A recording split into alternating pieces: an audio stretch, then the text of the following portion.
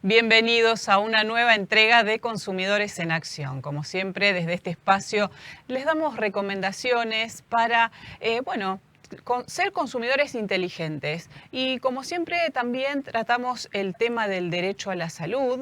En esta oportunidad vamos a hablar sobre el consumo de sodio. ¿Cuáles son sus consecuencias? ¿Cuáles son sus consecuencias para la salud? Que es un tema muy importante. Sabemos que el consumo de sodio genera principalmente problemas de hipertensión, que es una de las patologías más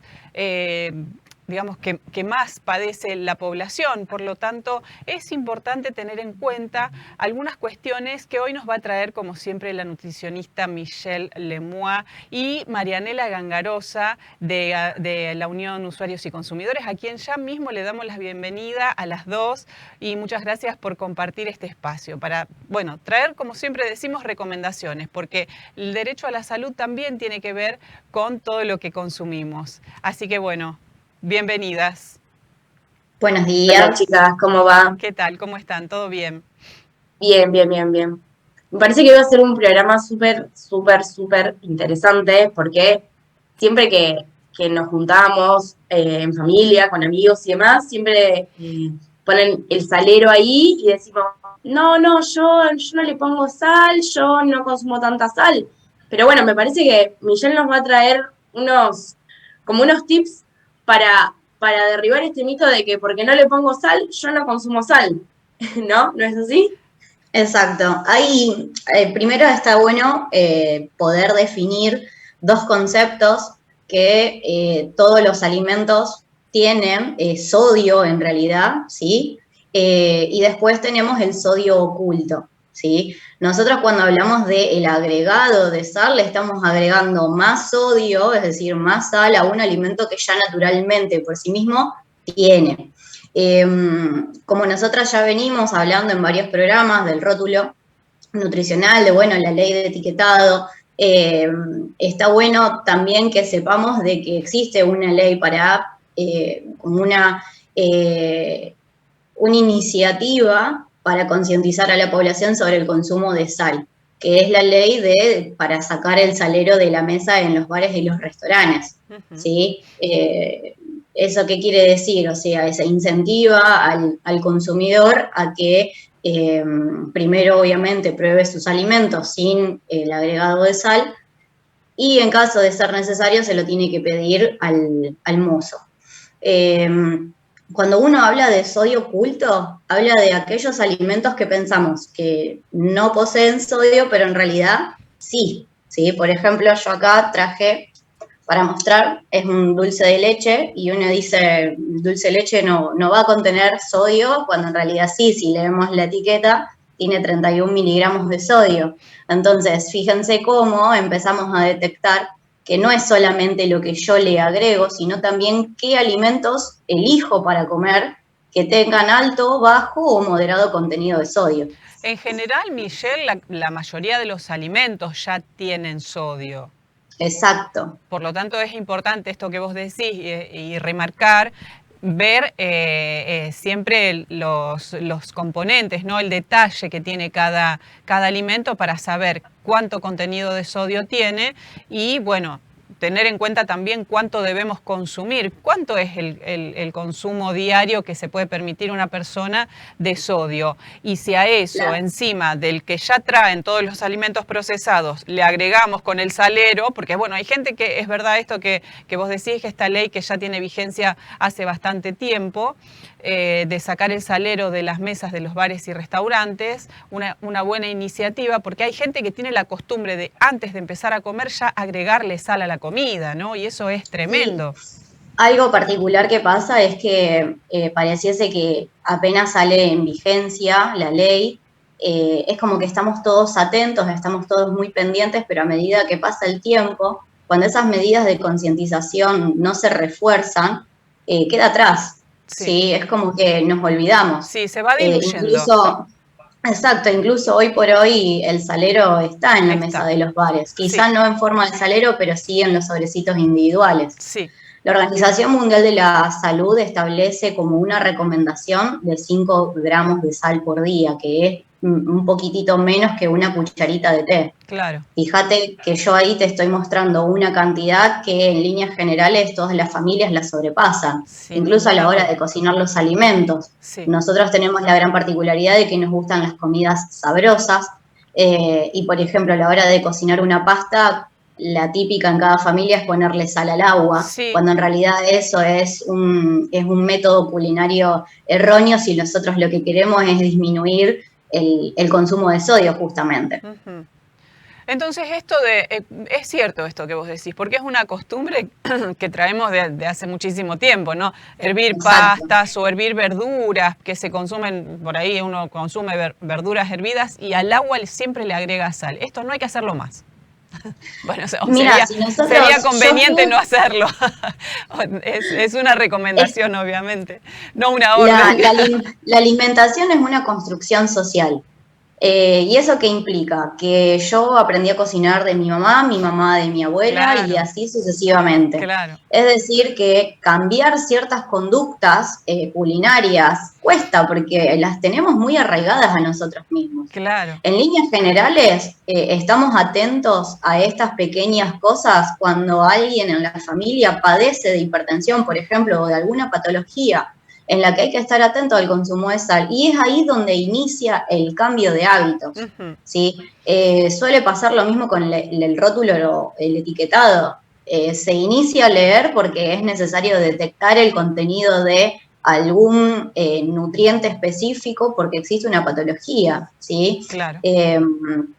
La recomendación, por ahí, a mi criterio, estaría bueno empezar a arrancar con pequeñas cosas. ¿Qué serían esas pequeñas cosas? Empezar a disminuir notablemente el consumo de aquellos alimentos que ya de por sí tienen alto contenido de sodio. Por ejemplo, si tenemos como hábito el consumo de gaseosas gasificadas, tenemos como hábito el consumo de snack, ¿sí? Como una pequeña picada antes de la cena, que ahora con los primeros calores eso suele empezar a aparecer, disminuir el consumo de fiambres o de enlatados, ahí ya estamos marcando una gran diferencia, ¿sí?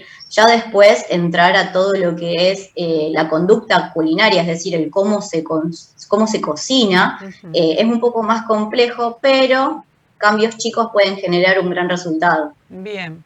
Sí, esto es importante, Seguro. ¿no? Saber cuáles son... Sí, Marianela.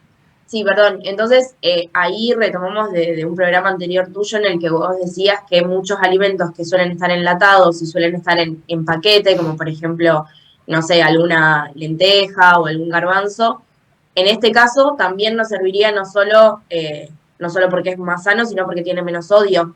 Exacto. Algo que hay que tener en cuenta es que el sodio también se utiliza y está presente en varios aditivos para que justamente se conserven los alimentos. Sin ir más lejos, en épocas bastante antiguas se utilizaba la salmuera para la conserva de los alimentos. Claro, ¿sí? Cuando no existía la heladera, los alimentos se conservaban en sal.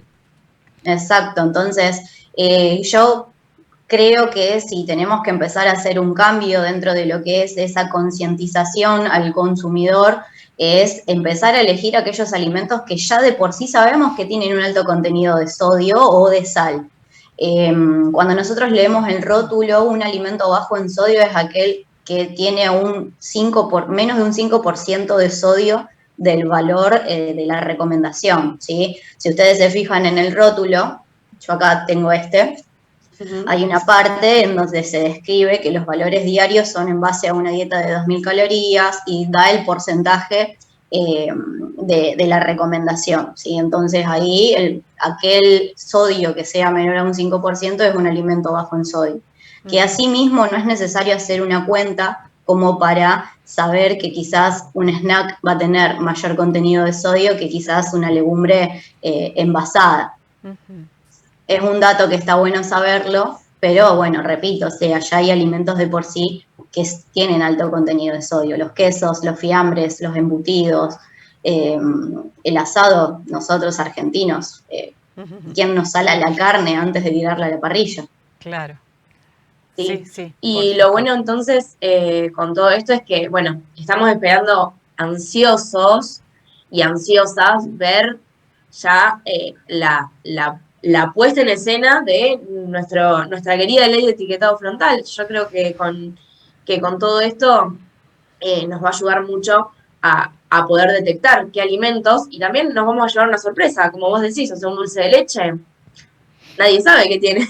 Claro, Nadie se hubiese nadie se imaginado que tenía imagina, sodio también. nadie se imagina que Exacto. puede tener. Nosotros Sí, tenemos muy asociado, incluso fíjate que nosotras mismas a la hora de hablar, tenemos muy arraigada la palabra sodio a sal. Entonces no claro. asociamos que quizás, por ejemplo, un caramelo o un jugo va a tener Ujú. sodio dentro de su composición química, pero en realidad sí, porque el sodio se utiliza como un aditivo. Claro. Claro.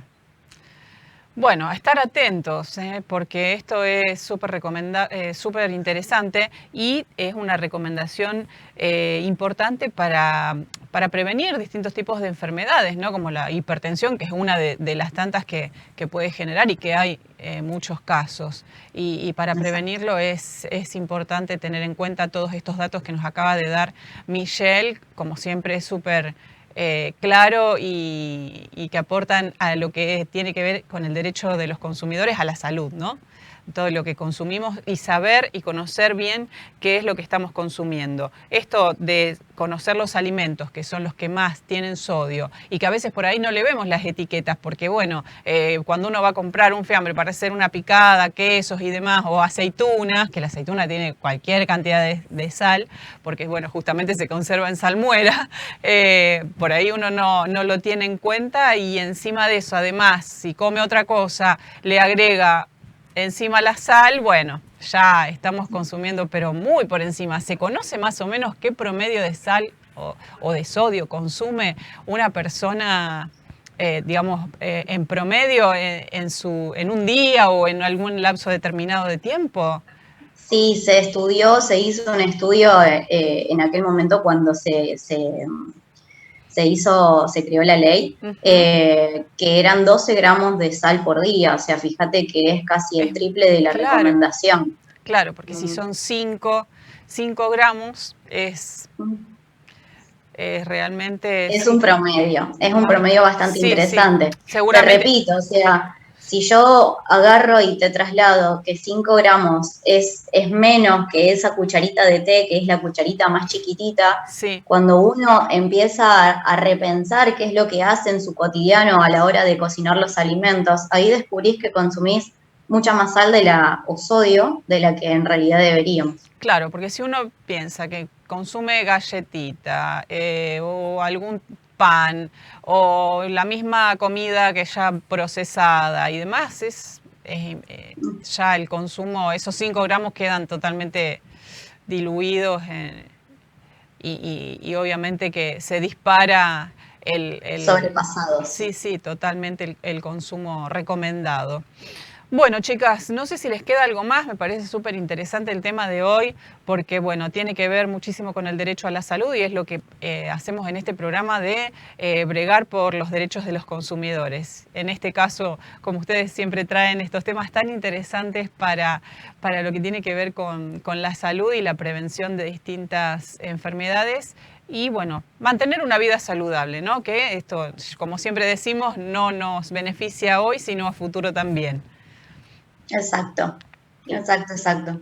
Así que bueno, muchísimas gracias por el aporte, por su tiempo y bueno, nos volveremos a encontrar en otra emisión de Consumidores en Acción con otro tema más interesante, seguramente relacionado con la salud.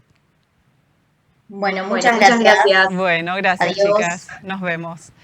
Bueno, y como siempre les decimos, desde aquí saben que pueden comunicarse con la asesoría, la Oficina de Asesoría al Consumidor, martes y jueves de 9:30 a 12:30 de forma presencial en Corrientes 450 en el tercer piso. También pueden hacerlo a través de su correo electrónico unionusuariosyyconsumidores@gmail.com o a través de su página de Facebook La Unión Rosario. Como siempre, muchas gracias por estar del otro lado y nos volvemos a encontrar en otra nueva emisión de Consumidores en Acción.